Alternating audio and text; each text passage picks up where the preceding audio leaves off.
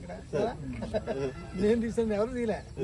అయితే పాడి పంటలతో ఫేమస్ అయిందండి చెట్టు, కృష్ణ గారి పాడి పంటలు. అలాగే రాఘవేంద్ర గారి దేవత మా గురువు గారు కేశనాథ్ గారు అండి. మేము శంకరాపురంలో తీసాం కానీ ఇక్కడ కాదండి, పోలవరం చిడిపి తీసాం. నేను చెప్పగల ఏళ్ళు చెప్తారు. ఇంకోటి సితారా లోపల తీసానండి, సన్సెట్ వెళ్తూ ఉంటే. ఇక్కడ నుంచి అండి పోచవరం దాకా తీసింది.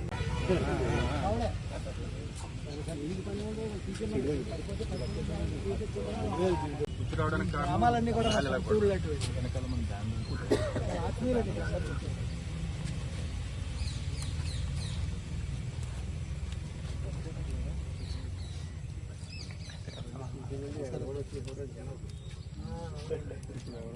ఇక్కడ నేను ఈ చెట్టు తీరిన ప్లేస్ లేదండి.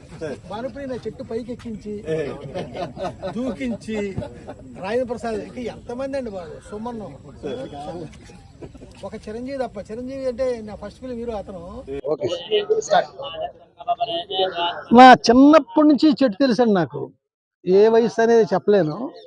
నేను పట్టిసీమ గుడి చూద్దామని వెళుతూ దారిలో అండి చాలా పాటలు అయితే ఏవైతే. అలాగే నేను కథలు రాస్తుంటానండి.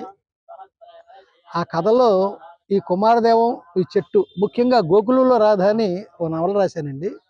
ఆ నవలలో ప్రధానమైన బ్యాక్గ్రౌండ్ ఈ చెట్టు అండి, కుమారదేవం ఊరండి, హీరోయిన్ ఊరు అనమాట అండి. ఇలాగా మొత్తం ఈ బెల్ట్లో ఈ చెట్టుతో నాకున్న అనుబంధం, నాకు ఇష్టం. ఈ గోదావరితో ఎంత ఉందో ఈ చెట్టుతో అంతా ఉందండి. ఈ చెట్టు నిలబడిన తర్వాత మళ్ళీ ఎట్టి పసులు చెట్టు నిలబడాలండి, అది నా కోరిక. ఈ ఊరికి ఇంత పేరు రావడం కారణం ఈ చెట్టు అండి.